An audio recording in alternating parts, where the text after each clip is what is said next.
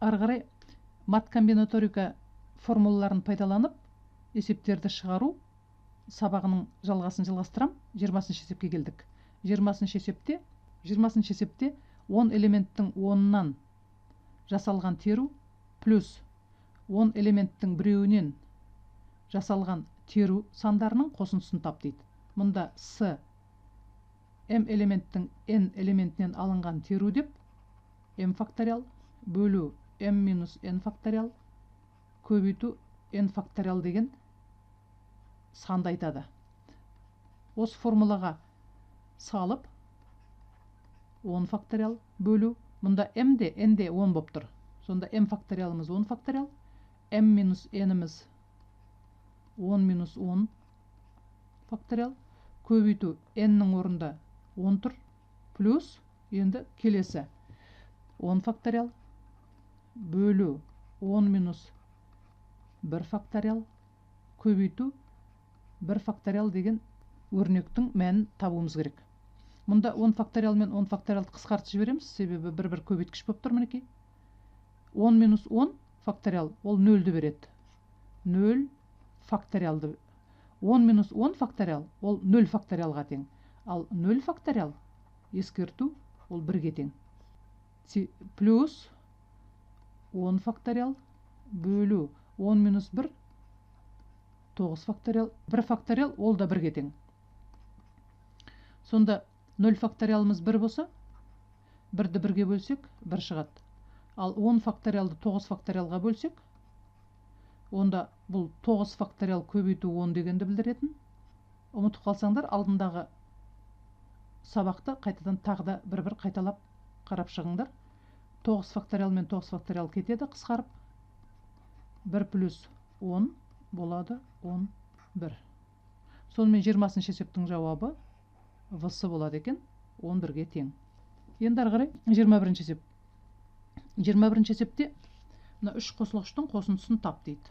Мұнда А деп отырғанымыз орналастыру деп оқылады. Орналастыру. M элементтің n-нен алынған орналастыру деп m факториал бөлу m минус n факториалға тең болатын санды айтады. Онда мына өрнекті қайтадан тағы жазайын. А 6 элементтің екеуінен жасалған орналастыру. А 5 элементтің 2 элементінен жасалған орналастыру. 4 элементтің 2 элементінен жасалған орналастыру. Қосындысы нені береді екен? 6 факториал. Міне мына формуланы үшеуіне де қолданамыз. Бөлу 6 минус 2 4 факториал. Плюс 5 факториал бөлу 3 факториал. Плюс 4 факториал бөлу 2 факториал. Тең. Енді 6 факториал и 4 факториал деп отырғанымыз қысқарады. 6 факториалымызды біз былай жазаламыз. 4 факториал көбейту 5 пен 6. Ал 5 факториалды 3 факториал көбейту 4 пен 5-тің көбейтіндісі деп жазаламыз.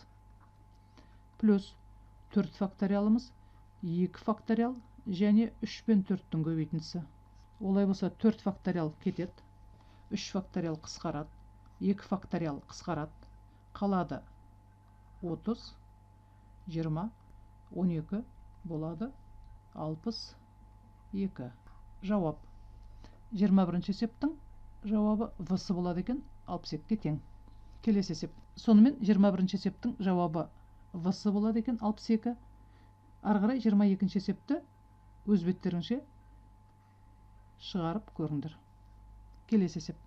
23-ші. Мұнда А 6 элементтің екеуінен алынған орналастыру, 5 элементтің екеуінен алынған орналастырулардың көбейтіндісі неге тең дейді. 6 факториал бөлу.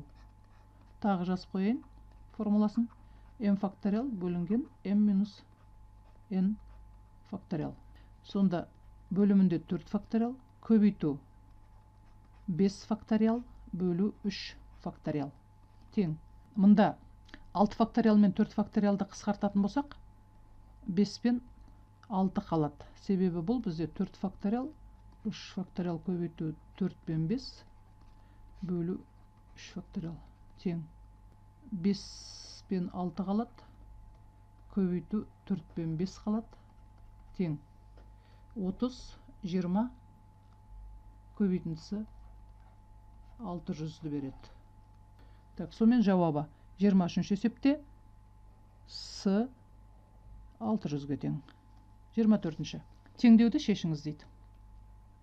Бұл жерде бағана осыған ұқсайтын бір есепті, өткен бөлімде осыған ұқсайтын бір есепті көрсетіп кеткем. Осы тақырыпқа байланысты бірінші бөлімдегі сабақта осыған ұқсас өрнек болған болатын. Соны қайттан тағы да қайталап қарауларыңа болады. Мен оны тағы бір түсіндіріп өтейін. m плюс 1 факториал ол m плюс 1 ең соңғы көбейткіш. Оның алдындағы натурал сан ол m. Оның алдындағы натурал сан m минус 1. Бірден бастап m минус 1 көбейту m және m плюс 1 деген көбейткіштердің көбейтіндісін білдіреді екен. m плюс 1 факториал. Бөлу m минус 1 факториал ол бірден бастап m минус 1-ге дейінгі натурал сандардың көбейтіндісі. Ол бізде мына көбейткіштеріміз. Сонда екеуі бірдей болып тұр. Онда екеуі қысқарып кетеді де, алымында бұл m-1 факториалды білдіреді, бөліміндегі де m-1 факториалды білдіреді. Олай болса, ең соңғы m және m плюс 1 деген көбейткіш қана қалады екенде, тең 30-ға деген теңдеу шығады. Жақшаны ашсақ, квадрат теңдеу шығады. m-ге қатысты дискриминанттың көмегімен шешеміз. Так, m бірінші, екінші тең минус 6 және 5 болды. Сонымен жауап 24-ші есепте асы болады 5-ке тең.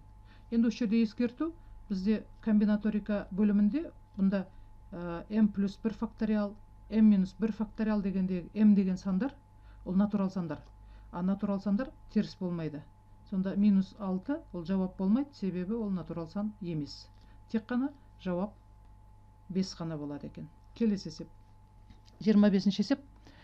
Теңдеуді шешіңіз дейді. Z минус 2 факториал бөлу Z факториал плюс Z минус 1 факториал бөлу Z плюс 1 факториал тең 0,125. Сонда Z-ге қатысты теңдеуді шешуіміз керек. Мұнда Z факториал, Z минус 2 факториал көбейту Z минус 1 және Z деген көбейтіндіге тең. Ал Z минус 2 факториалды өзгеріссіз жаза берем. Плюс Z плюс 1 факториалдың ішінде Z минус 1 факториал бар. Онда Z минус 1 факториалды өзінше жаза берем, өзгеріссіз. Z плюс 1 факториалда Z плюс 1 алдындағы натурал сан Z, оның алдындағы натурал сан Z минус 1. Сонда бірден бастап Z минус 1-ге дейінгі натурал сандардың көбейтіндісі Z минус 1-дің факториалын білдіреді. Ол тең 4-тен 1-ге. Енді Z минус 2 факториал және Z минус 2 факториал алымы мен бөлімінде қысқарып кетеді. Z минус 1 факториал мен Z минус 1 факториал қысқарып кетеді. Алымында 1 қалды, бөлімінде Z көбейту Z минус 1 плюс алымында 1, бөлімінде Z көбейту Z плюс 1 деген өрнектер қалды. Ары қарай енді факториалдардан құтылып алдық. Ортақ бөлімге келтіріп шығара береміз. Бұл бізде рационал теңдеуге жатады. Z минус 1, Z плюс 1. Бірінші бөлшектің алымына толықтауыш көбейткішті жазайық. Z плюс 1. Екінші бөлшектің алымында жетпей тұрғаны Z минус 1. Сонда Z плюс 1 плюс Z минус 1 шығады. Тең 4-тен 1. Олай болса 2Z ұқсас мүше 1 мен 1 жойылып кетті. Бөлімінде Z жақша Z квадрат минус 1-ді береді. A минус B, A плюс B қысқаша көбейту формуласы бойынша. Тең 4-тен 1. Так, мұнда Z пен Z қысқарып кетеді. Әрине Z бізде 0 болмау керек, сонда ғана қысқарта аламыз. Так, ал Z бізде 0 емес, себебі Z деп отырғанымыз бізде натурал сан болуы керек. Енді 0 факториалдың мәні 1-ге тең дегенді біз ұмытпауымыз керек. Но бірақ ол сирек кездеседі, негізі көбінесе Z деген сандар, айнымалылар факториалға қатысты болғанда натурал сандар екендігін ескеріп отыруымыз керек. Сонда z квадрат минус 1 тең 8 шықты, z квадрат тең 9, z тең плюс минус 3 болады. Міне опять мінекей минус деген сан шықты, бірақ z бізде натурал сан болғандықтан тек қана плюс 3-ті ғана аламыз. Олай болса жауабы 25-ші есепте асы болады екен, z тең 3. Келесі 26-ші есеп. Теңдеуді шешіңіз дейді. Мұнда p деп отырғанымыз енді. Мысалы p n дегенді көрсе, балалар көбінесе білмейді осының не екенін. Бұл бізде комбинаторика бөлімінде мысалы n элементтің сол n элементінен жасалған алмастыру деген ұғымды білдіреді. P n деп белгіленеді, ол n факториалға тең. Енді осы формуланы пайдаланып p n-2-ні жазып алам. P n-2 деп отырғанымыз ол n-2 факториалға тең, ал p n-4 мұнда элемент саны n-4 деген сөз. n-4 факториал. p n-5 деп отырғанымыз n-5 факториалға тең. p n-іміз ол n факториал. Енді орындарына қояйық. 20 көбейту n-2 факториал бөлу n-4 факториал тең n факториал бөлу n-5 факториал деген теңдеу алдық. Енді n-2 факториалдың ішінде n-4 факториал бар. Олай болса 20 көбейту n-4 факториал көбейтілген n-3 деген сан, n-4-тен кейінгі натурал сан, одан кейінгі натурал сан n-2 екенін ескеріп, көбейтінді түрінде жазып алам. Бөлу n-4 факториал. n-4 факториал мен n-4 факториал қысқарып тұр. Тең. n-5 факториал n факториалдың ішінде тұр. Олай болса, n факториалды мен бұлай деп жазам. n көбейту n-1, мына жерге сыймайтын сияқты, мына жаққа жазайық. n факториал ол n-5 факториал көбейту n-5-тен кейінгі сан, натурал сан n-4. Одан кейінгі натурал сан n-3. n-2 және n-1 и n шығады. Бөлу n-5 факториалды білдіреді. n-5 факториал мен n-5 факториал қысқарды. Сонда қалады 20 көбейту теңдіктің сол жағында 20 көбейту n-3 пен n-2-нің көбейтіндісі қалды. Ал теңдіктің оң жағында n-4, n-3, n-2, n-1 және n деген сан қалды. Мұнда n-3 пен n-2 деген ол натурал сандар болғандықтан, ол нөлден өзгеше сандар, оны екі жағын қысқарталам. Теңдіктің екі жағын осы сандарға қысқартам. Сонда төмендегідей теңдеу аламыз. 20 тең n-4 бір жақшаның ішінде n-1 және көбейтілген n деген сан шығады. Ал мұнда бізде n деп отырғанымыз натурал сан болғандықтан, мен методым подбора бірден осы теңдеуді шешем. Себебі жақшаны ашатын болсақ, 3-ші дәрежелі теңдеу шығады, оны шешу қиын болып кетеді. Сондықтан методым подбора жасаймын. n деп отырғанымыз 1 дейтін болсақ, мысалы мынау 1 болса, онда 1-1 0 болып кетеді. Онда 20-ға тең болатын сан шықпайды. Енді n-ге мен басқа мән берейін. 4-тен үлкен сан берем, чтобы 0 болмас үшін бір көбейткішіміз. n-нің орнына 5 қойсам, онда 1 шығады, 4 шығады және 5 шығады. Міне методым подбора тауып алдық. Сонда n-іміз бізде тең болады екен 5-ке.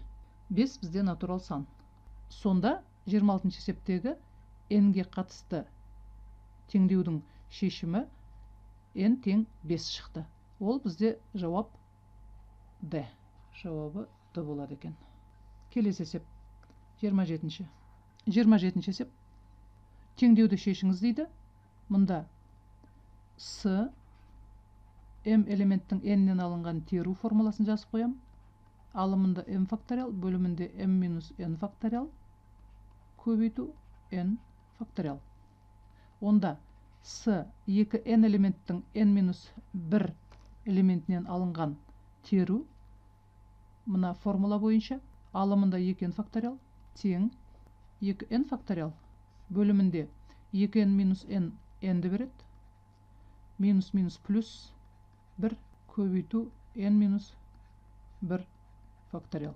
Так, енді екінші с 2n минус 1 элементтің n-нен алынған теруді жазып алайық.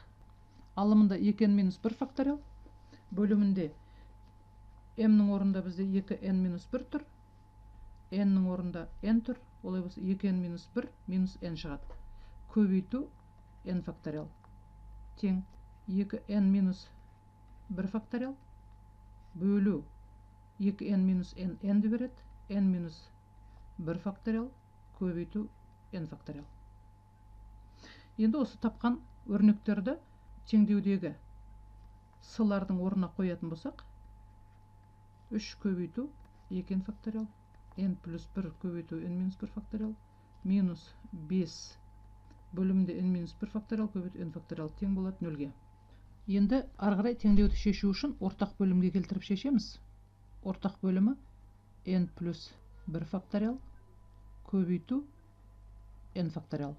n плюс 1 факториал n факториалды мына бөліміндегі өрнекке бөлетін болсам, n қалады.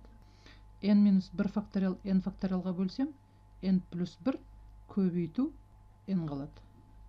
Сонда алымында 3 көбейту 2n факториал көбейту n минус 5 2n минус 1 факториал көбейту n плюс 1 көбейту n деген өрнек қалады. Бұдан тең 0 шығады. Енді арғырай бөлімі 0 емес екенін ескеріп, себебі n және n плюс 1 деп отырған сандар бізде натурал сандар, натурал сандардың факториалы еш уақытта 0-ге тең болмайды. Онда алымын 0-ге теңестіріп, арғырай теңдеуді шешіп жалғастырамыз. 3 көбейту. Бұдан n, мұнда да n бар екен. n-ді жақшаның сыртына шығарып жіберем. 2n факториалдың ішінде 2n минус 1 факториал бар. Онда 2n минус 1 факториалды жақшаның сыртына шығарып жіберем. Жақшаның ішінде 3 көбейту 2n деген сан қалады. Минус 5 көбейту n плюс 1 деген көбейткіш қалады. Тең 0. Ал n деп отырғанымыз бізде 0 емес, ол натурал сан. Мына екінші көбейткіште 0 емес. Онда екінші жақшаның ішіндегі өрнекті 0-ге теңестіріп шешеміз. n тең 5 шығады. Жауап n тең 5, ол бізде натурал сан. Сонда 27-ші есептің жауабы D-сы болады екен. Бүгіндікке осы. Сонымен балалар мат сауаттылықта болсын, ұбт матемде болсын, осы тақырыпқа қатысты есептер болса, енді ол көп кездесе бермейді, бірақ кездеседі, кездесіп жүр соңғы жылдары. Сондықтан осы мен әрбір көрсеткен есепті менен кейін қайта-қайта шығарып, жаттығып, үйреніп алыңдар. Келесі кездескенше.